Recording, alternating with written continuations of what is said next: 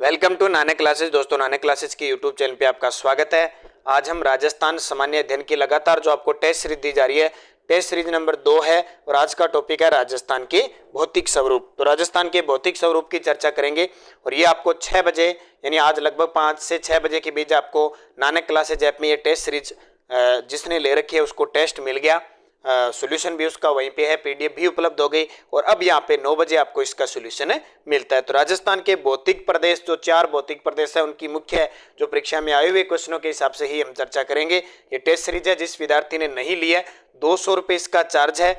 आज और कल इस पे 20% की छूट चल रही है। पूरे साल आपको राजस्थान जीके लेने की जरूरत नहीं है, चाहे इतिहास है, चाहे राजनीति है, भूगोल है, पूरे साल आपको ये जीके काम देगा। एक टेस्ट सीरीज पूरी हुई, दूसरी फिर स्टार्ट होगी, तीसरी फिर स्टार्ट होगी, यानी पूरे साल आपको मिलेगा। और वीडियो सॉल्यूशन आपका 9 बजे पीडीएफ वगैरह सब उपलब्ध हो रही है। तो आप जिस विद्यार्थी ने नहीं ज्वाइन किया है जरूर ज्वाइन करिए। बहुत ही शानदार आपको लगातार और सिलेबस पूरा डाल दिया कि आज ये टेस्ट होगा, आज ये, तो पूरे दिन आप पढ़ सकते हो। जैसे आज भौतिक प्रदेश का था, कल आपको नदियों का टेस्ट मिलेगा।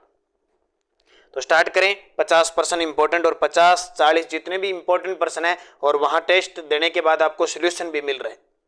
पहला प्रश्न देखो, समवर्षा रेखा जो राजस्थान को लगभग 2 समान भागों में विभाजित करती है, अभी ताजा रीट के अंदर आया हुआ है। तो कितने 50 सेंटीमीटर वर्षा रेखा, क्योंकि 50 सेंटीमीटर वर्षा रेखा इधर जो पश्चिमी भूस्थलीय क्षेत्र है जो लगभग 12 जिले आते हैं, फिर अरावली प्रदेश आ गया और ये अरावली प्रदेश आपका जल विभाजक का कार्य करती है। महान सीमा भ्रंश में से नहीं गुजरता, ये भी ताजा अभी प्रश्न आया हुआ है। महान सीमा जो भ्रंश है वो कहां से नहीं गुजरता, तो आपको पता है पूर्वी दक्षिणी पूर्वी क्षेत्र इसका क्राइटेरिया है। तो इसमें उदयपुर से नहीं गुजरता क्योंकि राजस्थान के दक्षिण पूर्व भाग से महान सीमा है जिसको हम कहते हैं ग्रेट बाउंड्री फॉल्ट गुजरता है और अरावली पर्वतमाला और विंध्याचल पर्वतमाला के मध्य स्थित है। तो इसमें जो आपका कुछ भाग चित्तौड़गढ़ का, इधर धौलपुर का, कोटा, सवाई माधोपुर ये क्षेत्र आता है। दक्षिणी पूर्वी पठारी बाग की सबसे ऊंची चोटी कौन सी है? दक्षिणी पूर्वी पठारी बाग जिसको हम हाड़ौती का क्षेत्र भी कहते हैं, इसकी सबसे जो ऊंची चोटी है वो है चंदवाड़ी। और चंदवाड़ी कहाँ पे? झालावाड़ में, और इसकी ऊंचाई है 517 मीटर के लगभग, 517 मीटर। और आपसे पूछे बूंदी की सबसे ऊंची चोटी, संतूर चोटी, और संतूर चोटी की लंबाई है लगभग 353 मीटर। घोड़े की नाल की आकृति की पर्वत श्रेणी किस क्षेत्र में है? ये प्रश्न बहुत बार आता है, कई बार तो इतना ही पूछ लेता है किस क्षेत्र में है, दक्षिणी पूर्वी क्षेत्र में, पठारी क्षेत्र में, हाड़ौती क्षेत्र में। लेकिन अब दक्षिणी पूर्वी पठारी क्षेत्र है जो हाड़ौती का मैदान है, उसमें भी अलग अलग क्षेत्र है। जैसे झालावाड़ का पठार है, डग गंगाधर का क्षेत्र है, उपरमाल का कुछ क्षेत्र है।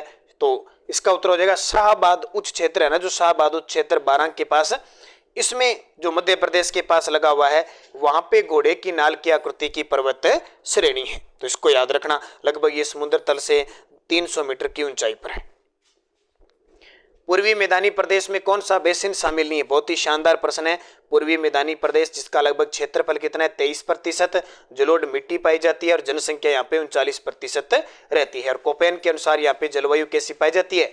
CWG। तो इसमें बनास बेसिन भी आता है, माही बेसिन भी आता है, चंबल बेसिन भी आता है, लेकिन मुकुंदरा बेसिन इसके अंदर नहीं आता। ये मुकुंदरा वाला जो क्षेत्र है हाड़ौती क्षेत्र में आता है। निम्न में से कौन सा राष्ट्रीय भूवैज्ञानिक स्मारक स्थल सही सुमेलित नहीं है? देखो ये 12 टोटल 12 के आसपास राष्ट्रीय भूवैज्ञानिक स्मारक स्थल है। तो उसमें जैसे आ गया सेंद्रा ग्रेनाइट, हालांकि 12 में से 4-5 ऐसे हैं जो अलग नाम से हटकर है, बाकी जिलों के नाम से ही हटकर है। तो एक तो नाम आ गया सेंद्रा ग्रेनाइट, ये पाली के अंदर सही है। बर कोग्लोमेराइट, ये भी पाली के अंदर, ये सही है। ग्रेट बाउंड्री फॉल्ट बूंदी, ये भी सही है। रामगढ़ मेटिओराइट केटर अजमेर, ये गलत है। ये रामगढ़ कौन सा है? तो ये रामगढ़ बारावाड़ा है। अब अलग अलग है, एक रामगढ़ बारावाड़ा है जिसको हाल ही में अभी 22वां कंजर्वेशन रिजर्व भी घोषित किया है। एक रामगढ़ विषधारी बूंदी है जो राजस्थान का चौथा टाइगर रिजर्व बना है। चोटी व जिले से संबंधित है सत्य। देखो पर्वत चोटियों से संबंधित क्वेश्चन आता ही आता है। देखो कमलनाथ की जो चोटी है वो कहाँ पे है? कमलनाथ की चोटी है सिरोही के अंदर। डोरा पर्वत ये सिरोही में नहीं है बल्कि जालोर में है। डोरा पर्वत कहाँ पे है? जालोर में, याद रखना डोरा पर्वत। सायरा चोटी उदयपुर में है, लीलागढ़ चोटी उदयपुर में। आपको क्या बताना है? असत्य बताना। वैसे देखो अरावली पर्वतमाला में कितनी चोटियां अंदाजा नहीं है, बहुत, दक्षिण, उत्तर, मध्य, लेकिन जो परीक्षा में लगभग आई हुई है ना, उन्हीं को आप पढ़ा करो ताकि याद रहे, बाकी इतनी चोटियां याद नहीं रहती। तो उत्तर क्या आ जाएगा, डोरा पर्वत कहाँ पे है, जालोर में। और इसकी ऊंचाई पूछी जाती है, डोरा पर्वत की जो ऊंचाई है वो 869 मीटर है, सीधा सीधा। इसके अलावा आपसे पूछे कि जालोर में और कौन सी है, आपने नाम सुना होगा रोजा बाकर, इसराना बाकर और जाडोला पहाड़, ये सारे के सारे जालोर में है। निम्न में से कौन सा एक पठार माउंट आबू से लगा हुआ है, तो पठार है सबसे बड़ा पठार अपने उड़िया का पठार है, तो वो माउंट आबू के अंदर है, उड़िया का पठार। मेसा का पठार चित्तौड़गढ़ में है, बोराट का पठार उदयपुर के अंदर है, और मानदेसरा भी इधर चित्तौड़गढ़ इन साइड में है। निम्नलिखित अरावली पर्वत शिखर है, इन शिखरों को ऊंचाई के अनुसार घटते क्रम में व्यवस्थित कीजिए। अब अरावली की चोटियां हैं, और आपको याद रखना, जैसे अभी रीट लेवल फर्स्ट में क्वेश्चन आया, इतने पूछ लिया अरावली पर्वतमाला की सबसे ऊंची चोटी गुरु शिखर। कई बार आसान आ जाता है, कई बार इतना बड़ा प्रश्न आ जाता है। तो ये चोटियां हैं, बहुत चोटियां, ज्यादा याद करने की जरूरत नहीं, आए हुए प्रश्नों को पढ़ लो, वहीं से आ जाएगी। तो अब इसमें तो बड़ा आसान सा दे रखा है कि गुरु शिखर सबसे ऊंची चोटी है, तो ये कट गया, देखो ये कट गया, ऐसे कट गए। और यहाँ देखो गुरु शिखर दिलवाड़ा शेर, ये कट गया, क्योंकि हमें पता है कि 2 नंबर चोटी सबसे ऊंची कौन सी है, शेर है। कौन सी, शेर। फिर आगे है ही ऑप्शन आ जाएगा गुरु शिखर, शेर, दिलवाड़ा, अचलगढ़, कुंभलगढ़। राजस्थान के किस क्षेत्र में अनुप्रस्थ बालू का स्तूप मिलते हैं, राजस्थान के किस क्षेत्र में अनुप्रस्थ बालू का स्तूप मिलते हैं, तो पुग्गल बीकानेर। ठीक है, आपका जो पुग्गल बीकानेर का क्षेत्र है, रावतसर हनुमानगढ़ का क्षेत्र है, सूरतगढ़ श्री गंगानगर है, और चूरू, झुंझुनू, जोधपुर लगभग मिलते हैं। तो यहाँ ऑप्शन के अनुसार पुग्गल बीकानेर। ये प्रश्न सीधा सीधा पेपर में आया हुआ है। अरावली विकास कार्यक्रम कब से प्रारंभ हुआ, देखो एक पॉइंट आता ही आता है पेपर में फिक्स है, मरु विकास कार्यक्रम, मेवात है, मगरा है, कंदरा सुधार कार्यक्रम, ये स्पेशल मैंने आपको वीडियो दिया था। ठीक है, और समय समय पर आपको दूंगा। रात 10 बजे ईओआरओ के लिए, कॉलेज हाईकोर्ट एलडीसी के लिए, सूचना सहायक के लिए एक छोटी सी 10 से 15 मिनट की लगातार आपको क्लास मिल रही है करंट अफेयर्स की, तो वो जरूर देख लिया करो। और उस करंट अफेयर्स की टेस्ट सीरीज हम डाल रहे हैं प्रताप क्लासेज, जो अपना ऐप है दूसरा, ठीक है, टेलीग्राम पे लिंक मिल रहा है, वहां पे इसकी टेस्ट सीरीज है 50 रुपए में, सिर्फ 50 रुपए में, उसमें आपको जीके भी मिलेगा। तो अरावली विकास जो कार्यक्रम है ये किस वर्ष स्टार्ट हुआ था, 1974-75 में। कब, 1974-75 में। पूछे कितने जिलों में, ये 16 जिलों के लगभग 120 विकास खंडों में संचालित है। और आपसे पूछे अरावली विकास कार्यक्रम किसके सहयोग थे, तो एक जापान की कंपनी है उसके सहयोग से है। लूनी बेसिन में लूनी नदी और अरावली पर्वतमाला के बीच का उपजाऊ मैदान किस नाम से जाना जाता है, वो लूनी बेसिन का नाम है तो अरब सागरीय अपवा तंत्र का भाग है। ठीक है, नागपाड़ से निकलती है और लूनी बेसिन इधर जाती है। ये पूछ रहा है कि पर्वतमाला और लूनी बेसिन के मध्य उपजाऊ मैदान है, उसको कहते हैं रोही का मैदान। किस, क्या कहते हैं, रोही का मैदान।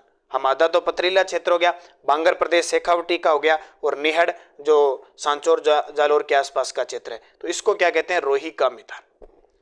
बाड़मेर व जालोर जिले का गुजरात को स्पर्श करने वाला भाग जहां वर्षों पहले समुद्र का जल भरा रहता था कहलाता है, यह वो नेहड़ क्षेत्र। ठीक है, दलदली क्षेत्र।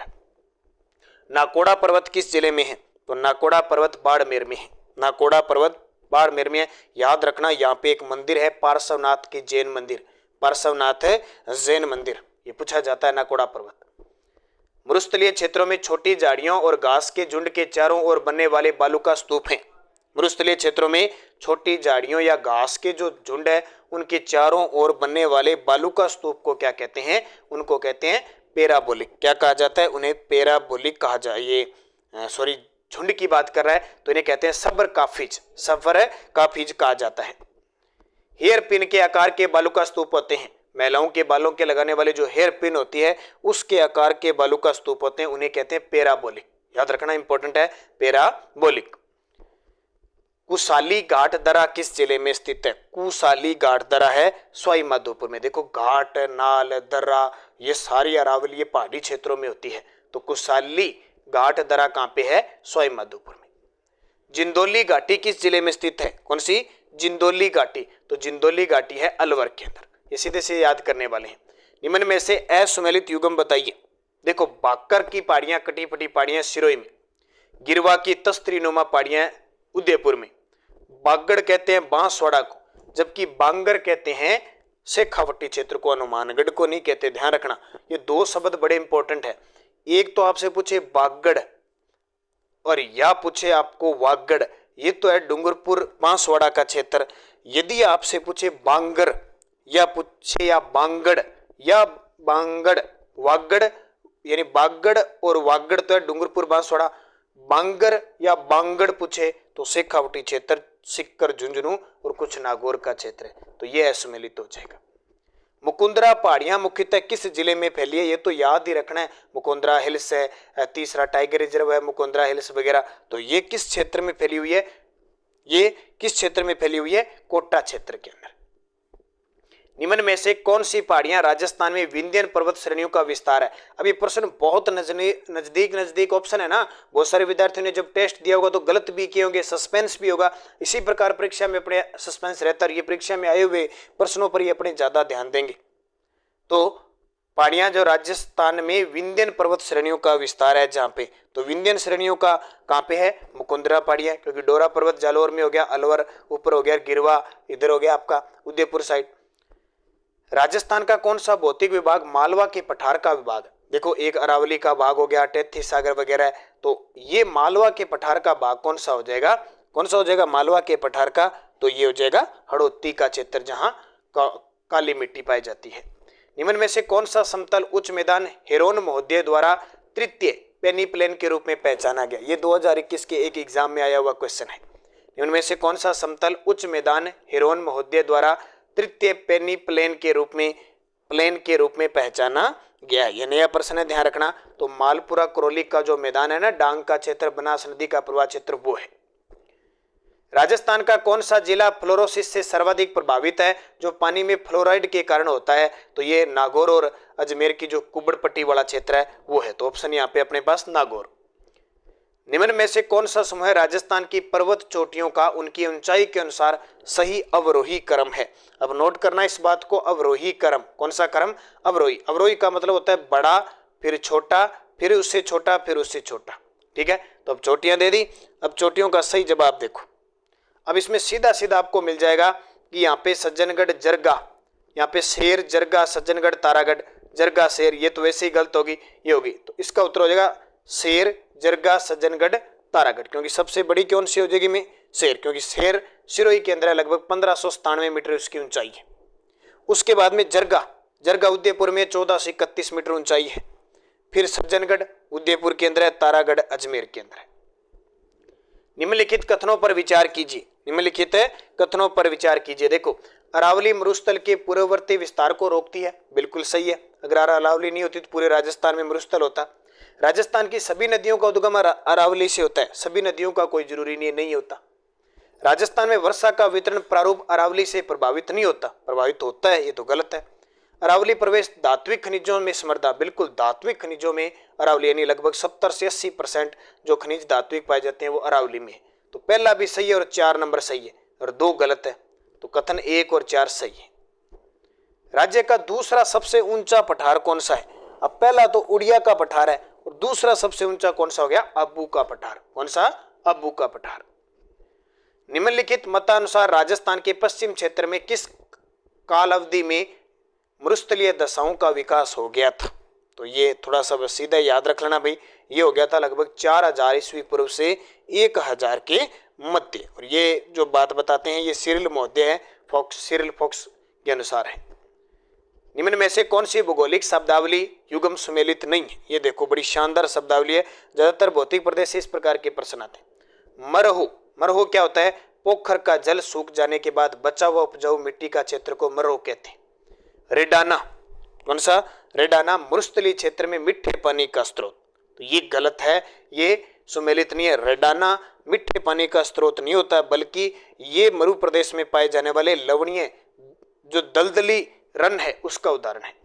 बबूलिया, ये तो पता ही है, बतूड़ियों, छोटे क्षेत्रों में उत्पन्न चक्रवात, चक्रवात उठते हैं ना, जैसे एक तो समुद्र से उठते हैं, एक मिट्टी का चक्रवात भी उठते हैं, जिका लू चलेगी नहीं अभी आंधी, पश्चिमी राजस्थान में लू चलेगी, आंधी आवेगी, रेत रेत बेव, बतूड़िया छोटा छोटा जिका हम कहने भूत हो बेगमा बेव है। पीवड़ा मरु प्रदेश का जहरीला सर्प। निम्न में कथनों पर विचार कर नीचे दिए गए कूट के सही उत्तर का चयन कीजिए। अब देखिए सही कूट का क्या जाना है, प्री कैम्ब्रियन युग में तल छठी चट्टानों की विभिन्न परतों द्वारा चिन्हित परतें पाई जाती है। बिल्कुल, जब भी अरावली की बात आए तो आपको प्री कैम्ब्रियन युग करना है। राजस्थान में प्री कैम्ब्रियन चट्टानों का आधारभूत वर्णन सीए हेक्डे ने किया, तो ये गलत है, सीए हेक्डे ने नहीं किया। तो इसका सही उत्तर क्या हो जाएगा, केवल कथन है एक, क्योंकि प्री कैम्ब्रियन युग भूगर्भीय युग में सबसे प्राचीन युग थी और ये स्थायी काल थे। इनके क्या है कि एम और हरोन ने तो एक वैज्ञानिक थे, उन्होंने एक सर्वेक्षण के रूप में काम किया था, बल्कि इनका वर्णन नहीं किया। निम्न में से राजस्थान में कौन सा क्षेत्र बालू का स्तूप मुक्त प्रदेश है? मुक्त है यानी बालू का स्तूप नहीं है वहां पे। और आपको पता है कि पश्चिमी राजस्थान में 41% ऐसा भाग है मरुस्थल का जहां बालू का मुक्त है। देखो शेरगढ़ और शिव ये तो है, ओसिया शेरगढ़ ये भी है, बायुतु और चोटन बाड़मेर ये भी है, फलोदी पोखरण ये बालू का स्तूप मुक्त प्रदेश है। ठीक है, तो इसको याद रखना। थार मरुस्थल का विस्तार किन राज्यों में? हालांकि ये पुराना हो चुका है, ये बड़ा प्रश्न आता है, अपने थार का नाम लेते हैं, राजस्थान एक कर देते हैं, लेकिन कभी ध्यान रखना राजस्थान, पंजाब, गुजरात, हरियाणा इन 4 राज्यों में है, ध्यान रखना। हालांकि सबसे ज्यादा विस्तार लगभग 62% है वो अपने राजस्थान के अंदर है, सबसे ज्यादा 62% राजस्थान में है, इनमें थोड़ा है लेकिन ये राजस्थान, पंजाब, गुजरात, हरियाणा में। राजस्थान स्थित थार का मरुस्थल किसका अवशेष माना जाता है? तो थार का मरुस्थल किसका अवशेष माना जाता है? तो थार का मरुस्थल माना जाता है टेथी सागर का अवशेष। अब 4 भौतिक प्रदेश है अपने, ठीक है, एक तो आपको याद रखना है, एक तो ये पूर्वी मैदानी भाग तीसरा और पहला, ये दोनों टेथी सागर के अवशेष हैं, जबकि अरावली पर्वतमाला और जो हड़ौती का क्षेत्र है ये दोनों किसके? गोंडवाना लैंड के भाग माने जाते हैं। बाप बोल्डर्स युग से संबंधित है, अभी एक प्रश्न आया रेट के अंदर, बाप बोल्डर युग किससे संबंधित है? कार्बोनिफेरस युग से। और क्षेत्र पूछे तो ये जो जोधपुर वाला क्षेत्र है ना यहाँ मिलते हैं, प्रश्न आया रेट में अभी कि बाप बोल्डर्स युग के अवशेष कहाँ मिलते हैं? जोधपुर। राजस्थान का कौन सा भौगोलिक अंचल सबसे प्राचीन है? तो सबसे प्राचीन तो हम यही पढ़ते हैं कि विश्व की सबसे प्राचीन पर्वतमाला कौन सी है? अरावली पर्वतमाला। इसका जो समय है वो प्री कैम्ब्रियन युग में ये प्रारंभ हुई थी। राज्य में डेक्कन ट्रेप के सेल समूह विद्वान है, तो ये आपको करना है झालावाड़, कोटा साइड। जो डेक्कन ट्रेप है ना, दक्षिणी पूर्वी भाग में झालावाड़, कोटा, मेवाड़ के कुछ भाग में फैला हुआ है। राजस्थान में वृहद सीमांत भ्रंश फैला हुआ है किसके सारे? तो वृहद सीमांत भ्रंश आपको अभी बताया मैंने, बूंदी, स्वाइमोदपुर की पहाड़ियां, जो दक्षिणी पूर्वी और पूर्व का क्षेत्र है ना, यहाँ इसका विस्तार है। सूची 1 और सूची 2 को सम्मिलित कीजिए, नीचे दिए गए कोड की सहायता से सही उत्तर का चयन कीजिए। पर्वत शिखर और जिला, देखो खो इतना भी याद रखना, खो खो लीग का आयोजित होगी। अभी मैंने करंट में बताया था ना कल कि राजस्थान में खो खो लीग का आयोजन जून में जयपुर में होगा, तो खो याद रखना, खो है जयपुर के अंदर, अचलगढ़ सिरोही में, कमलनाथ उदयपुर में, बाबाई झुंझुनू। हालांकि कमलनाथ सिरोही के अंदर ही है, कमलनाथ है सिरोही के अंदर ही है, फिर भी आपको थोड़ा याद रखना है, कई जगह ऐसे सम्मिलित करने आ जाए तो कमलनाथ उदयपुर के अंदर, कमलनाथ की कंफ्यूजिंग चलती है हर जगह, कई जगह देखा है कमलनाथ को उदयपुर के अंदर माना गया है, लेकिन वैसे सम्मिलित में आ जाए तो ये सिरोही में आती है वैसे। तो इसका उत्तर सही क्या हो जाएगा? 2, 3, 1, 4। अगला देखो, रामगढ़ पहाड़ी किस जिले में स्थित है? रामगढ़ पहाड़ी किस जिले में? ये डबल आ गया कहीं, तो रामगढ़ जो पहाड़ी है वो कहां पे है? बारां के अंदर है, जबकि टाइगर रिजर्व चौथा वो बूंदी में है। राजस्थान में उत्तरी अरावली श्रेणी की सबसे सर्वोच्च चोटी कौन सी है? राजस्थान में उत्तरी अरावली श्रेणी की सबसे सर्वोच्च चोटी कौन सी है? तो उत्तरी अरावली की बात करें तो सबसे ऊंची चोटी कौन सी है? रघुनाथगढ़। कौन सी? रघुनाथगढ़। और रघुनाथगढ़ कहां पे है? सीकर में। निम्न अरावली की चोटियों को अवरोही क्रम में व्यवस्थित कीजिए। किसमें? अवरोही क्रम में। अब ऐसे प्रश्न आज बड़ी मुश्किल होती है, तब कह रहा हूं प्रश्न जो आया हुआ है ना उसको पढ़ना। अवरोही का मतलब बड़े से छोटे की तरफ, तो थोड़ा सा हिंट अगर मिल जाए तो यहाँ देखो ऋषिकेश यहाँ पहुंच गए, यहाँ ऋषिकेश, यहाँ ऋषिकेश, यहाँ ऋषिकेश, तो इसके हिसाब से तो ऋषिकेश बड़ी है, तो ये गलत हो गया, इनमें ही बड़ी है, इनमें बड़ी है, तो ऋषिकेश, फिर सज्जनगढ़, गोगुंदा और भानगढ़। अगर 2-3 चोटियों का ये अपने थोड़ा सा पता हो तो हिंट मिल जाता है। निम्न में से कौन सा राजस्थान में मरुस्थलीकरण का कारण नहीं है? ये प्रश्न बार बार आते हैं, लॉजिक वाले प्रश्न आते हैं। मरुस्थलीकरण का कारण नहीं है, देखो अतिचारण से मरुस्थल फैलता है, वनोन्मूलन से भी होगा, जनसंख्या का दबाव होगा तो भी होगा, सूर्य ऊर्जा, सूर्य की ऊर्जा से इसका कोई लेना देना नहीं। राजस्थान के कितने जिलों में थार रेगिस्तान फैला हुआ है? तो कृषि विभाग की रिपोर्ट के अनुसार 12 जिले इसमें माने जाते हैं। राजस्थान में किस भौतिक क्षेत्र में मुकुंदरा की पहाड़ियां हैं? तो हड़ौती क्षेत्र में। सिरोही जिले के तीव्र ढाल युक्त और कटी फटी पहाड़ियों का स्थानीय नाम क्या है? भाखर। ये एक आधी शब्दावली इसमें पक्की पेपर में आती है। अभी रीट के पेपरों में देख लो कम से कम 4 से 5 शब्दावली पूछी गई है। निम्न में से कौन सा क्षेत्र राज्य के भौतिक प्रदेश राजस्थान के बांगर या अर्ध शुष्क मैदान का उप विभाग नहीं है? तो अर्ध शुष्क भाग जिसको हम स्टेपी प्रदेश कहते हैं, BWSHW, ये जो कोपेन के अनुसार आपका क्षेत्र है 25 सेंटीमीटर से 50 सेंटीमीटर के बीच का क्षेत्र। घोड़वाड़ क्षेत्र आता है, वहां पे नागौरी उच्च भूमि आती है, घग्गर का मैदान आता है, जबकि बालूका मुक्त प्रदेश इसमें नहीं आता है। बालूका मुक्त प्रदेश नहीं आता क्योंकि ये बिल्कुल 25 सेंटीमीटर से इधर का भाग रह गया। कौन सा युगम सही सुमेलित नहीं है? कौन सा युगम है सही सुमेलित नहीं है? देखो, लू अब चलेगी पश्चिमी राजस्थान में, खूब लू चलने वाली है। राज्य में ग्रीष्म ऋतु में चलने वाली गर्म पवनी, ठीक है, खूब लू चलेगी, ताती चलेगी। रात ने सोवांगा एकदम अच्छी पूरा बढ़िया तरीका सोवांगा। रात ने इतनी जबरदस्त आंधी आवे कि रेत ने पूरा घर ने भर दिया, फिर वापिस फिर साफ करा करना, अगले दिन फिर रात ने आंधी आ जाए। वह लू है बड़ी खतरनाक, ठीक है। मावट शीत ऋतु में होने वाली वर्षा जो ठंडक पहुंचाती है। बबूलिया आ गया ना वापिस। बतूलियो वायु चक्रवात बम्बर। बरखान वर्षा का ग्रामीण भाषा में संबोधन। देखो जो मैं भाषा बोल रहा हूँ मिक्स है मेरे पास, तो बागड़ी, मारवाड़ी, मेवाड़ी सारी। अब ये पढ़नी पड़ेगी। अब क्यों पढ़नी पड़ेगी? अभी रीट अड़ान देख लियो, 4-5 पर्सन है इसी भाषा में आया है, जिकन समझ में आ गया। बरखान क्या होता है? बरखान अर्धचंद्राकार रेत के टिल्ले होते हैं। ये वर्षा का ग्रामीण भाषा में संबोधन नहीं है।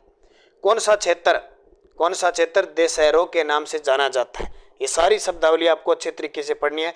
तो वर्ष भर दशहरों के नाम से जाना जाता है, तो वो क्षेत्र कौन सा है? तो देखो, उदयपुर में रागा और जरगा पर्वत चोटियों के मध्य क्षेत्र है।